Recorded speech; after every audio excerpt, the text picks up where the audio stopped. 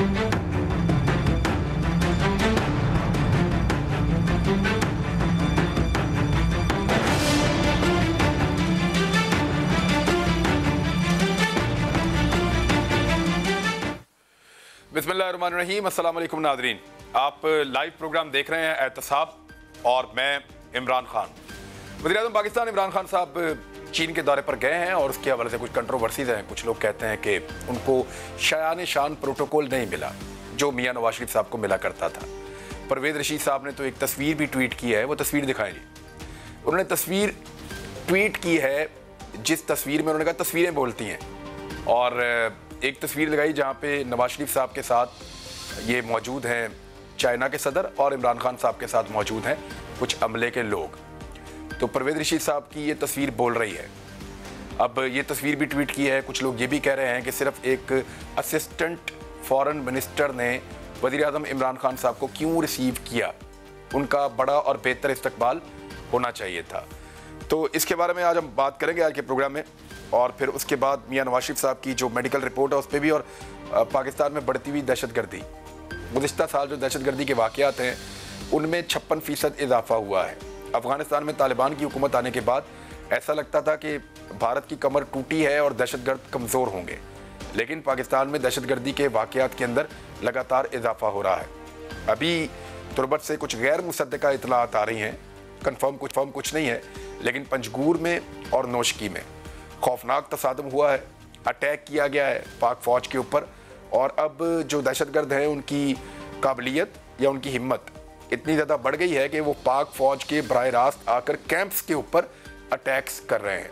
पहले वो काफ़िले पे अटैक करते थे, रास्ते में किसी चेक पोस्ट पे अटैक कर देते थे, जहाँ कमज़ोर देखते थे वहाँ हमला करते थे, लेकिन अब वो हमला कर रहे हैं ऐसी जगहों पर जहाँ पर फ़ौज की ताकत जमा है, यानी कैंप्स के ऊपर आकर अटैक करना और नुकसान पहुँचाना।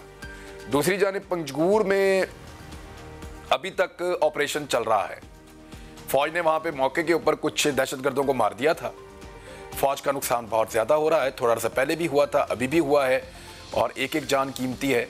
और इन वाक़यात के अंदर जो शहीद होने वाले फ़ौजी हैं उनकी 10 पहले शहीद हुए थे, और लगभग इतने ही जो हैं वो अब दोबारा उनकी शहादतों की इतलात आ रही हैं।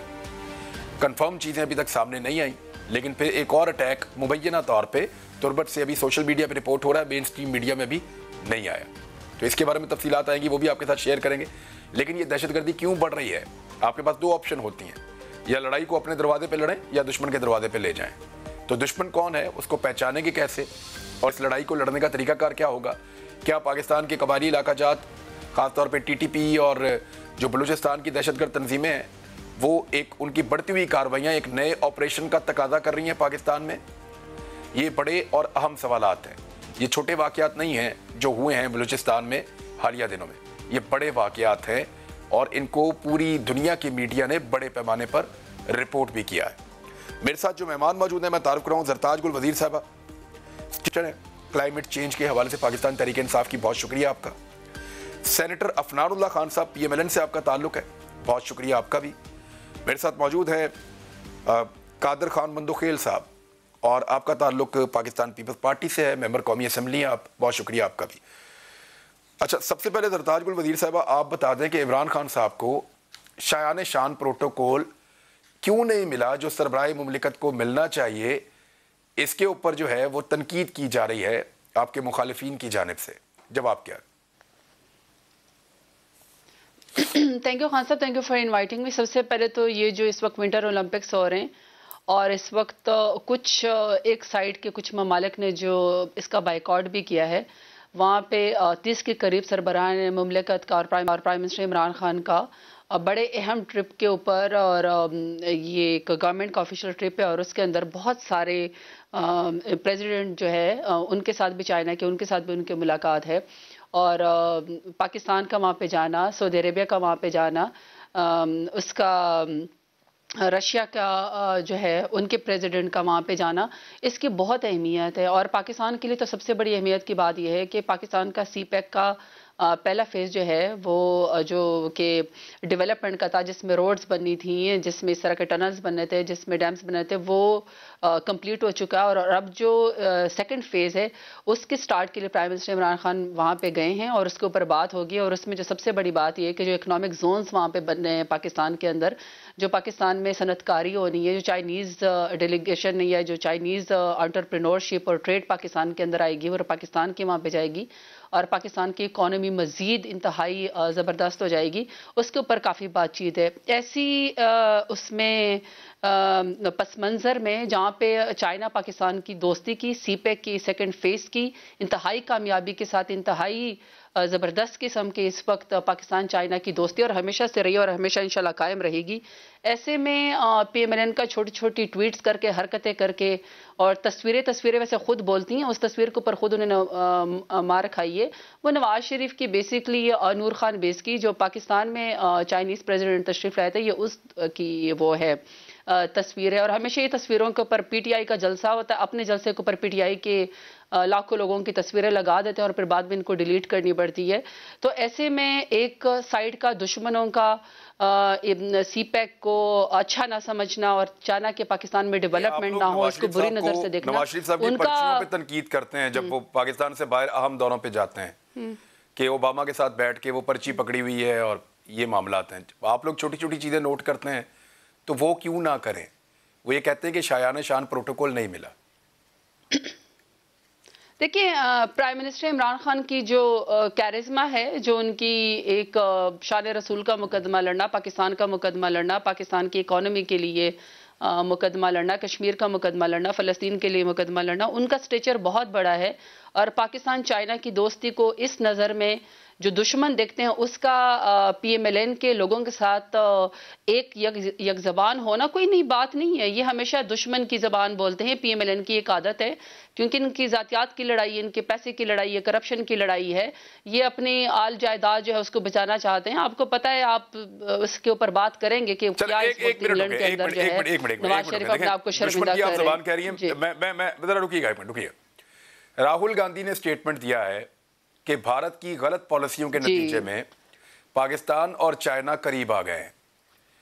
और ये स्टेटमेंट तो भारत की तरफ से ये आ रहा है, वो ये कहते हैं कि हमारी हमेशा पहले दिन से ये पॉलिसी थी कि पाकिस्तान को और चीन को कभी भी करीब नहीं आने देना, लेकिन नरेंद्र मोदी की और भारत की गलत पॉलिसियों की वजह से पाकिस्तान और चाइना करीब आ गए हैं। अफनारुल्लाह खान साहब, इंडिया कह रहा है करीब आ गए हैं, हमारे यहाँ पे तनकीद हो रही है कि सही प्रोटोकॉल नहीं मिला। एक्चुअल पिक्चर क्या है, आप क्या समझते हैं और देखते हैं? और परवेज रशीद साहब ने जो तस्वीर ट्वीट की है उसका मकसद क्या है, वो क्या बताना चाह रहे हैं? जी बिस्मिल्लाहिर्रहमानिर्रहीम। देखें, तस्वीरें जो हैं वो बोलती हैं और तस्वीरें जो हैं वो बड़ी अहम होती हैं। और तकरीबन 3.25 साल होने लगे हैं इस हुकूमत को। जो हमारा शुरू किया हुआ CPEC के प्रोजेक्ट्स थे, उनके अलावा अगर कोई और इन्वेस्टमेंट ये चाइना से लेके आ सके हैं, या बहुत सारी ऐसी जो हम इनकी प्लानिंग करके गए थे उसकी इन्वेस्टमेंट ये ला सके हैं, तो ये उसका बता दें। ये खाली जो है मतलब कि मार्केटिंग करना, हमारी प्रोजेक्ट के ऊपर तख्तियाँ लगाने से तो काम नहीं चलेगा ना। हमने $55 बिलियन की इन्वेस्टमेंट पाकिस्तान में लेके आए, हमने उसको कंसीव किया, उसके प्रोजेक्ट्स बनाए, उन प्रोजेक्ट्स की फाइनेंशियल क्लोज किए, उनकी इम्प्लीमेंटेशन की। 3.25 साल पहले इन्होंने आके शुरू में CPEC के ऊपर क्रिटिसिज्म किया, ये हो गया, वो हो गया, चोरी हो गई, इस हद तक क्रिटिसिज्म किया कि चाइना ने इनको कहा कि हम जो है अगर आप इस किस्म का क्रिटिसिज्म करेंगे आपके वज़रा तो हम आपकी फंडिंग बंद कर देंगे। उसके बाद ये लोग चुप हुए। तो अब ज़ाहिर है जब, और ये इन्होंने किसी को खुश करने के लिए सारा कुछ किया। अब जब जिसको खुश करने के लिए किया था वहाँ से भी कुछ नहीं मिला और जो CPEC था वो भी रुक गया। तो अब 3.25 साल बाद इनको होश आई है कि नहीं, ये तो CPEC बड़ा अच्छा था। अब ये उधर गए तो उधर उनको ज़ाहिर है कोई लिफ्ट करा नहीं रहा। इतना स्टेचर है, अल्लाह के फजल से इतना बड़ा स्टेचर है कि $1 बिलियन की इन्वेस्टमेंट भी नहीं ला सके आज तक चाइना से। हमारे लाइव भी प्रोजेक्ट जो हैं उनके ऊपर तख्तियाँ लगाना जो है वो कोई बड़ा काम नहीं है। आप किसी और के प्रोजेक्ट के बनाए हुए प्रोजेक्ट के ऊपर आप कहते हैं कि हमने किया। बात यह है कि इस मुल्क के लोग ये चाहते हैं कि आप ये बताएं कि आपने ऑन द ग्राउंड किया क्या है। हम तस्वीरों से भी आगे चलते हैं।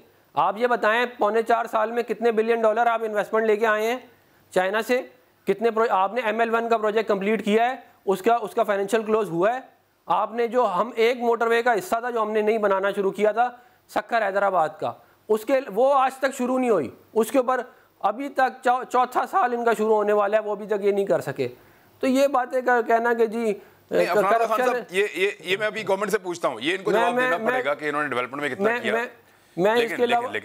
लेकिन पहला सवाल ये है कि इसका मतलब है कि जो लोग सोशल मीडिया पे या मीडिया पे एतराज़ कर रहे हैं कि इमरान खान साहब को सही ड्यू प्रोटोकॉल इमरान खान साहब को नहीं मिला, वो एतराज़ आप मानते हैं कि गलत है, क्योंकि नवाज शरीफ साहब को भी नहीं मिला था और कभी भी नहीं मिला, क्योंकि बेगर्स कभी भी चूजर नहीं होते। नहीं, मैं बिल्कुल कभी भी नहीं मिला। नहीं, मैं इस बात, नवाज शरीफ साहब जब गए थे तो चाइना के जो पाकिस्तान में सफ़ीर हैं उस वक़्त के, चाइना में जो पाकिस्तान के सफ़ीर थे, उन्होंने इस्तकबाल किया था मियाँ साहब का। असिस्टेंट फॉरेन मिनिस्टर भी नहीं था, आपको याद है? मैं 2017 में 12 मई को। जी मैं इसको बता देता हूँ आपको। देखें, बात ये है कि इमरान खान साहब जो हैं वो कितनी दफ़ा चाइना गए और कितनी दफ़ा चाइनीज़ प्रेसिडेंट से मिले और कितने पैसे वो पाकिस्तान लेके आए। देखें, ये कोई छुपी छुपाई बातें नहीं है। बड़ी बात वो है, उसका सवाल मेन चीज तो वो है ना। मैं ये कहूँ कि मेरी ये तस्वीर पाकिस्तान क्योंकि पैसे मांगता है दुनिया से, हम पैसे की भी बात नहीं कर रहे हैं, पैसे मांगता है इमरान साहब, हम पैसे की, इसलिए पाकिस्तान के, सर एक मिनट है ना, पाकिस्तान के किसी भी सरबराह मुमलिकत को चाइना या अमेरिका जैसे बड़े मुल्कों की सरबराह मुमलिकत अब एयरपोर्ट पे लेने नहीं आएंगे, क्योंकि हम लोग खुद कफील नहीं है।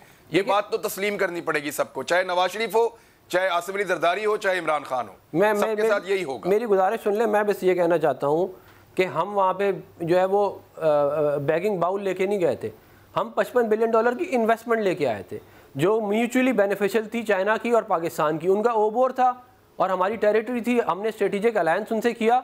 और इसी तरह विन विन सिचुएशन आपको बनानी पड़ती है इंटरनेशनल लेवल पे। अगर आपका स्टेचर हो, आपके पास टीम हो, आपके पास अकल हो, फहम हो, तो आप यही करते हैं। लेकिन अगर आपकी सिर्फ ज़बान दराजी से, तो क्या कहते हैं, बदतमीजियों से तो मुल्क में तरक्की नहीं आ सकती।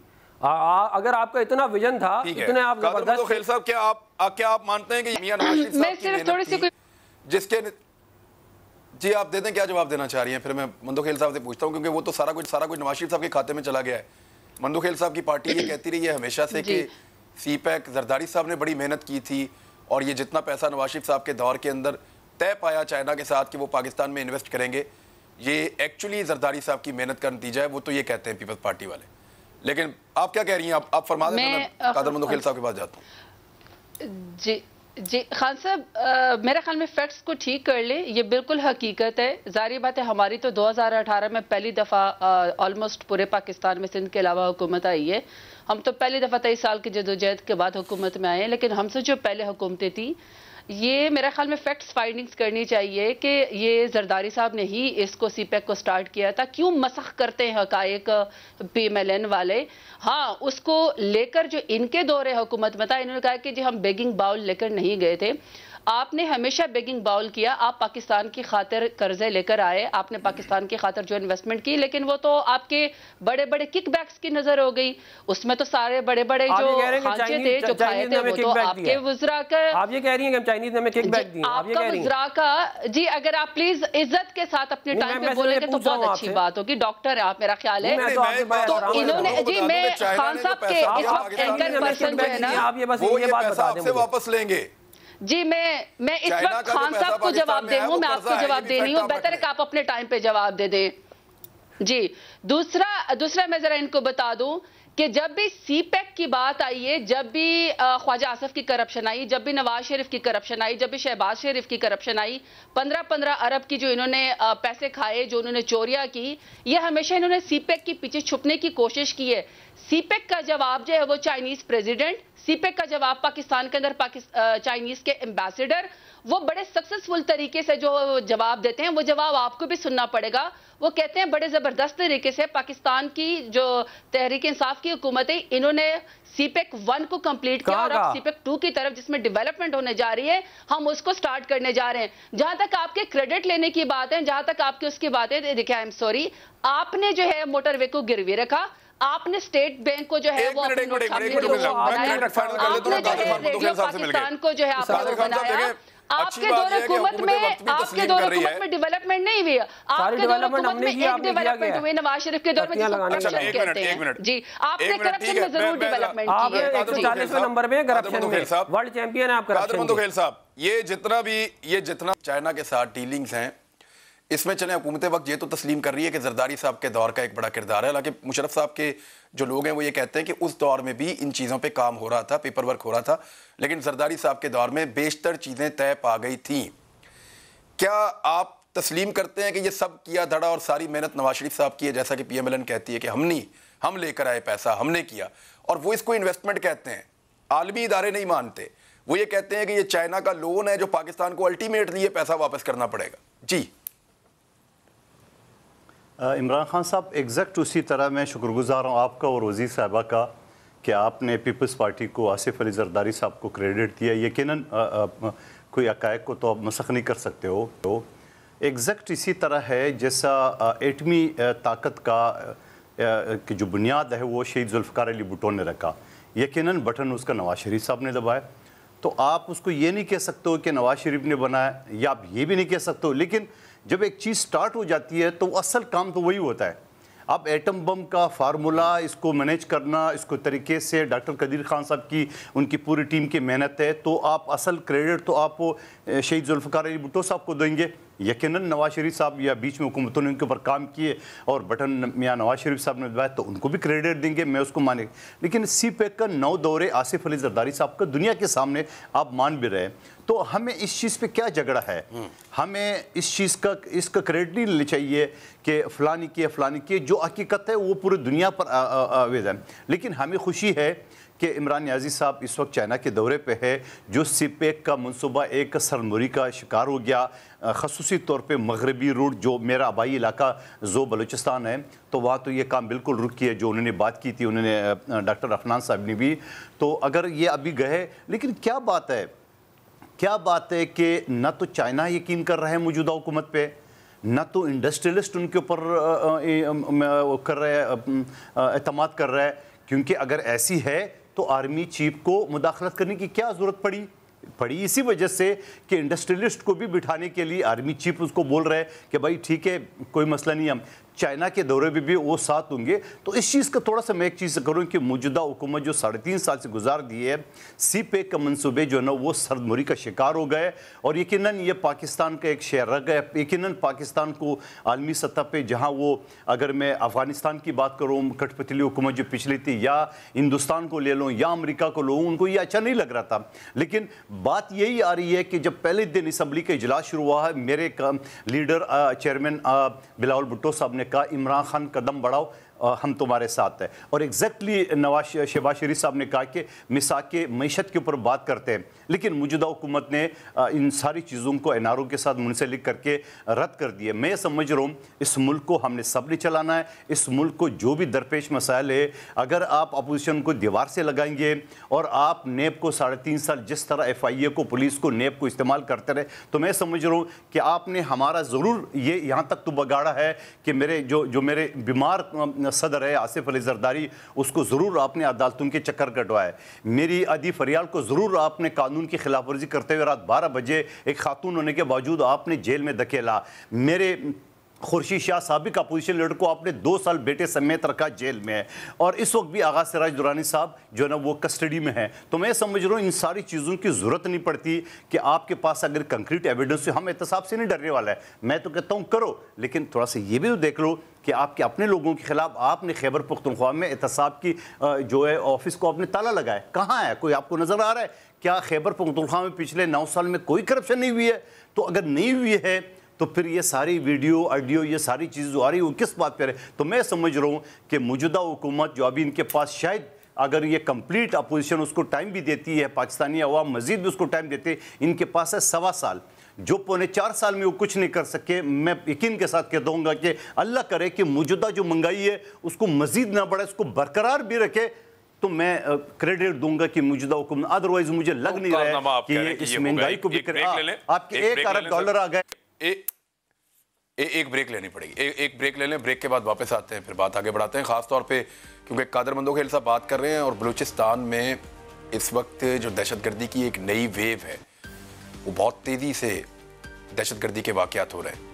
वहाँ पे हम बात शुरू करते हैं कि अब रियासत को पॉलिसी क्या बनानी चाहिए। तीनों बड़ी जमातें बैठी, बताएं उनके दिमाग में क्या चल रहा है। एक ब्रेक के बाद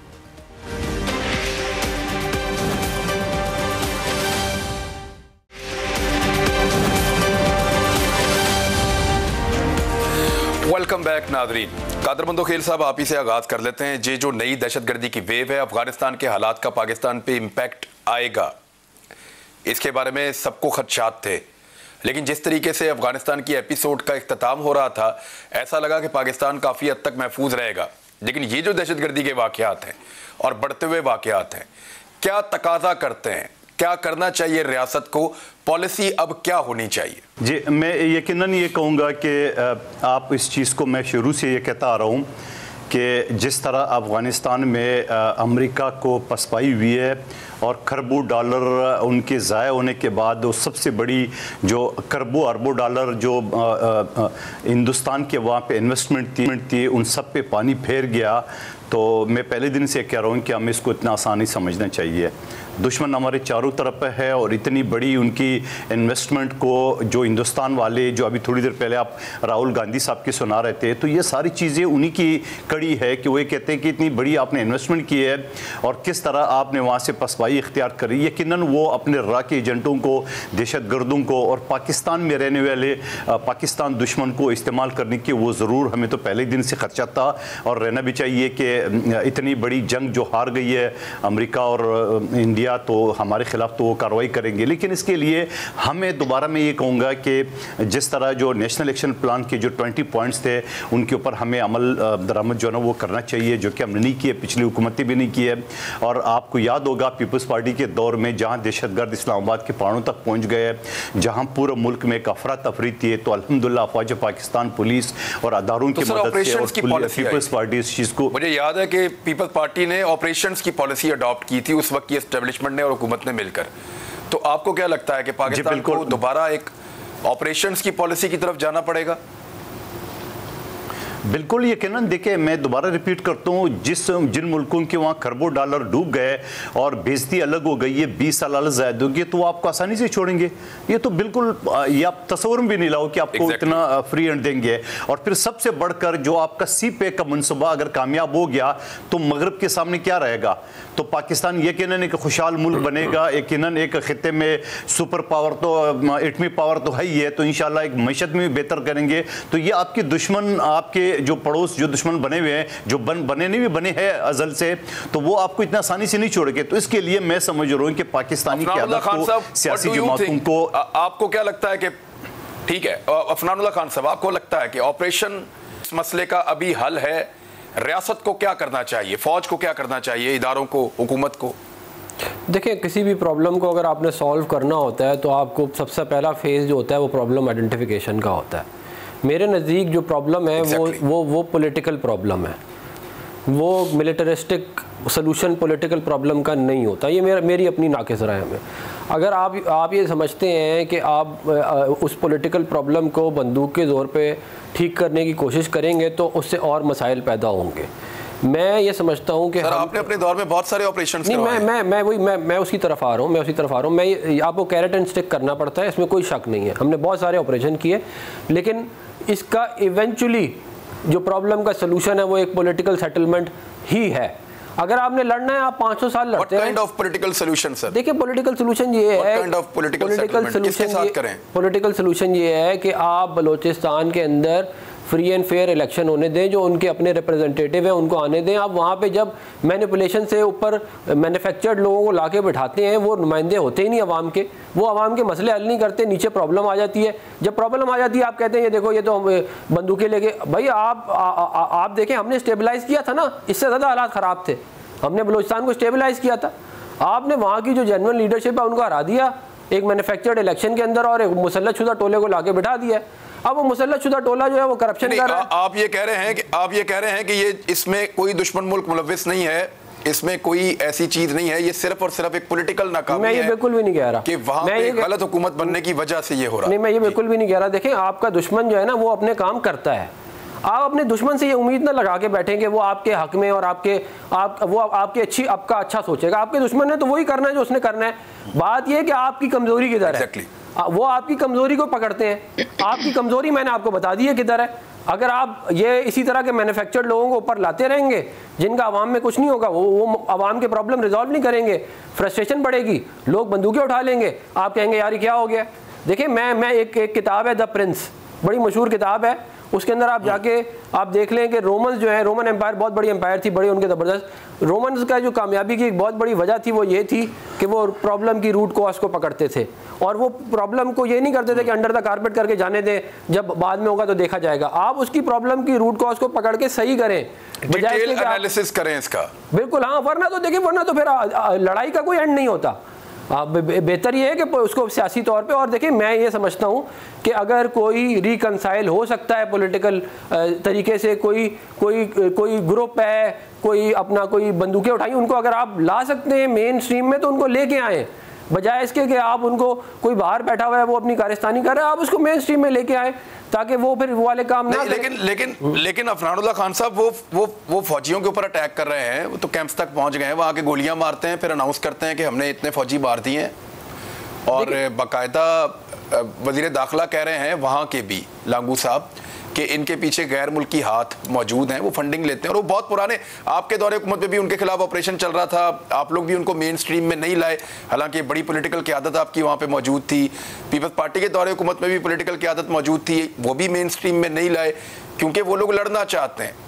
देखिए मैं इसके ऊपर ये कहूँगा, लड़ना चाहते हैं, उनके पीछे फंडिंग है। मैं मेरी गुजारिश में, देखिए हमने जब नेशनल पार्टी के साथ वहाँ पे अलायंस किया, उसकी वजह से वहाँ पे बहुत ज़्यादा हालात बेहतर हो गए थे। हमने नेशनल एक्शन प्लान भी किया और हमने साथ पॉलिटिकल प्रॉब्लम जो है उसका सोल्यूशन भी साथ ही किया।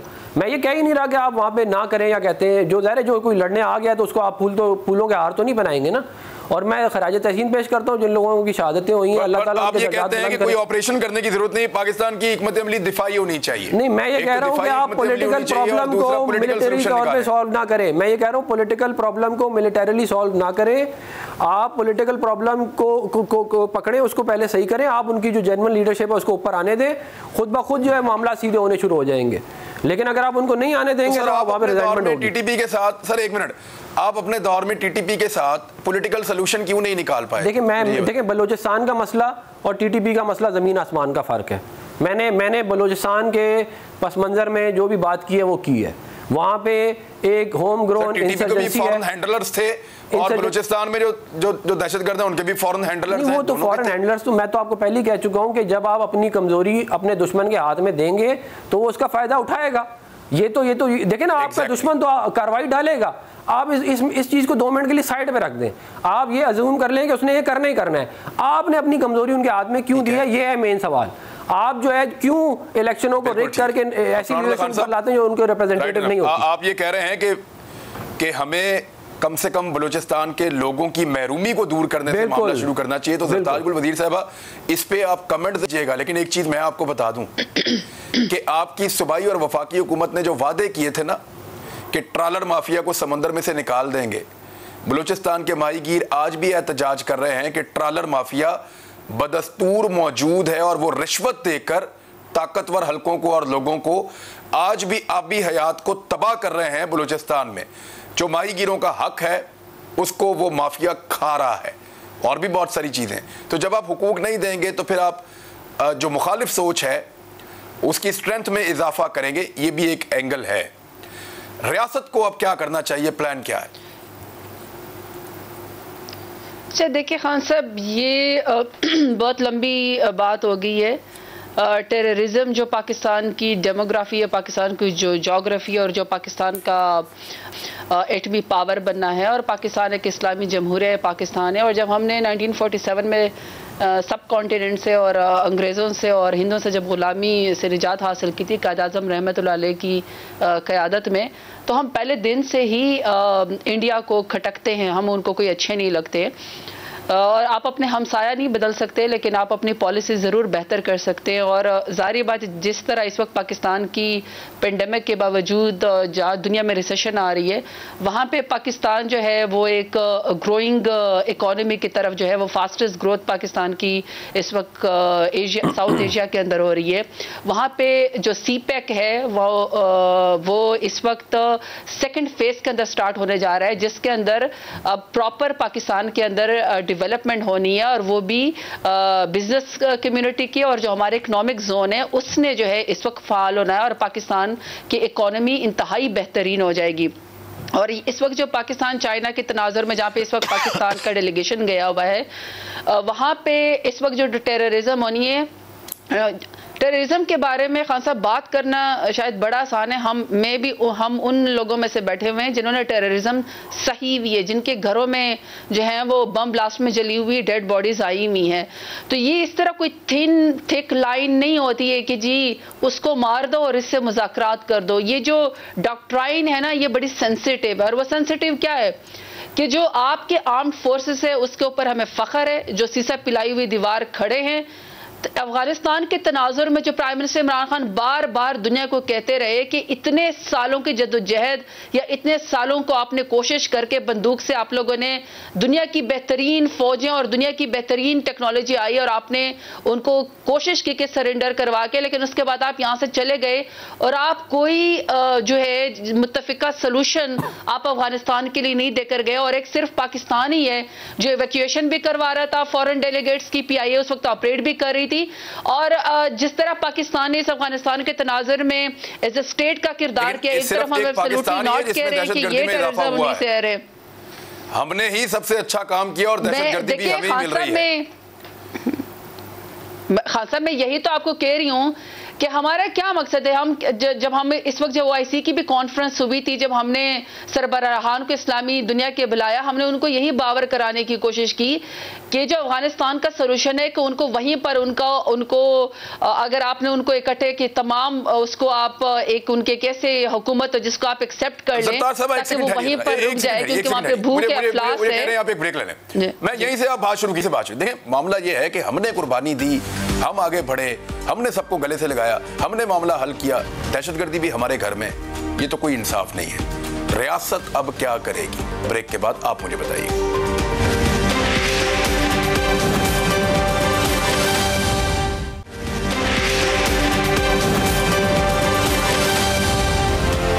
वेलकम बैक नाज़रीन। जी ज़रताज गुल वज़ीर साहब क्विकली मुझे बताएं, फिर मैंने क्विक राउंड करना है मियाँ साहब की सेहत के हवाले से, लेकिन मुझे पहले आप ये बता दें कि रियासत अब क्या करेगी जल्दी से।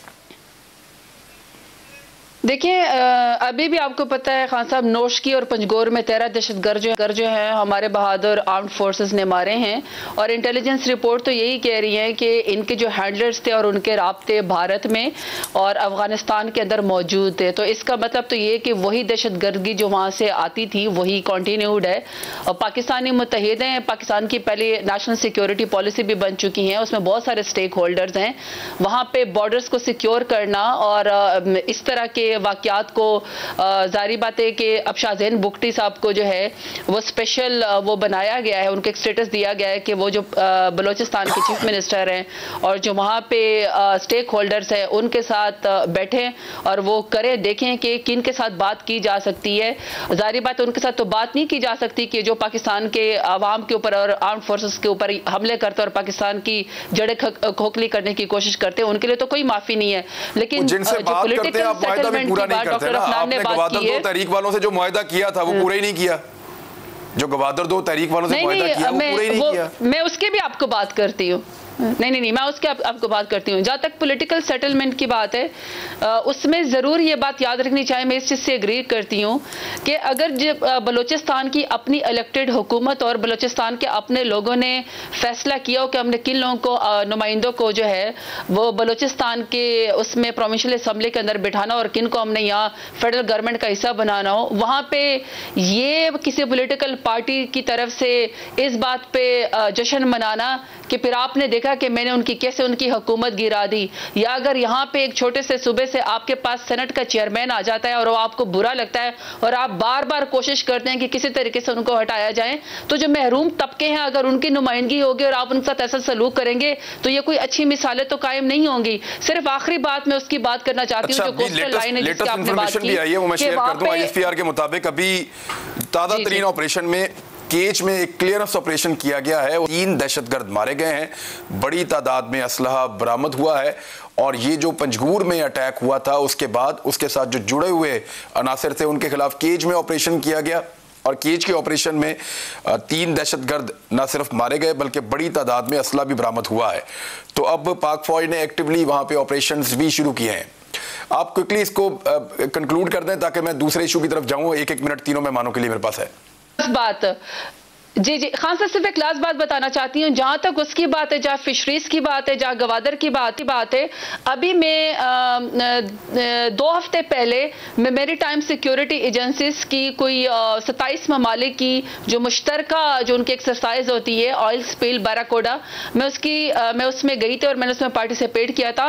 वहाँ मेरी टाइम सिक्योरिटी एजेंसी के साथ और मेरी टाइम जो हमारी मिनिस्ट्री है उसके साथ बहुत अच्छे बेटर सोल्यूशन आ रहे हैं इस वक्त, कि जो म्यूचुअल ग्राउंड है, जो म्यूचुअल सी है, जहां पे आपस में इस तरह की लड़ाइयां होती हैं और किसी को मछेरों को या फिशरमैन को बलोचिस्तान को या सिंध के उनको हक नहीं मिलता और वो समझते हैं कि उनके साथ नाइंसाफी हो रही है, वहां पे वो यही बात की जा रही है कि अगर ये जो अफेयर्स है ये मेरे टाइम सिक्योरिटी एजेंसी को दे दिया जाए, क्योंकि उनके पास टेक्नोलॉजी भी है। आपका मौके आ गया, आपका मौके आ गया, लेकिन बात यह है कि वो तो बलोचिस्तान के अपने समुद्रों के अंदर, पाकिस्तानी समुद्रों के अंदर, वो कोई म्यूचुअल ग्राउंड नहीं है।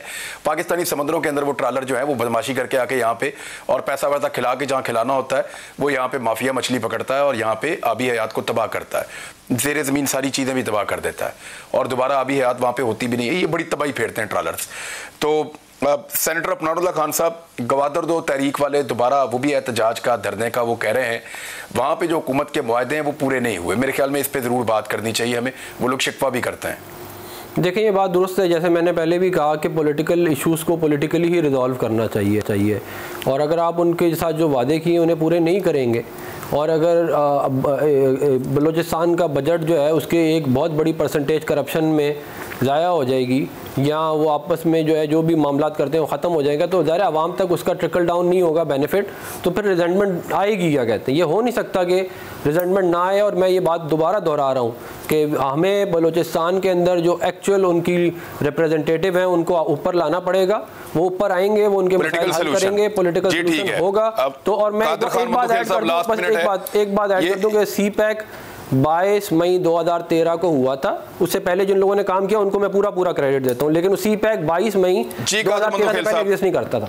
क्विकली सर, आप कोई रिस्पॉन्ड करना चाहिए क्विकली 2-3 मिनट तो मुझे दे दे, मैं इसके ऊपर बात करूं। पहले तो मैं नहीं, वो टाइम ही खत्म हो जाएगा ना, आप बात कर लें। नहीं मुझे तो फिर बात ही नहीं हो सकेगी ना। 1 मिनट में मैं क्या कहूँगा। पहले तो मैं डॉक्टर अफनान, चले हम आपको दोबारा प्रोग्राम में दावत देंगे सर, वक्त मेरे पास खत्म हो रहा है अनफॉर्चुनेटली, क्योंकि मेहमान जब डिबेट करते हैं तो बाद औक़ात होता है कि कहीं पे कोई टर्न मिस हो जाती है, तो आपकी टर्न आज मिस हो गई अनफॉर्चुनेटली। मेरे ख्याल में गवादर तहरीक 2 वालों के साथ जो मुतालबात हुकूमत वक्त ने किए थे वो पूरे करने चाहिए, ताकि एक सॉलिड रीज़न हो एक पॉलिटिकल सोल्यूशन की तरफ बढ़ने का। तकलीफ नहीं, अपना ख्याल रखिएगा, मुलाकात होती है कल। अल्लाह हाफ़िज़।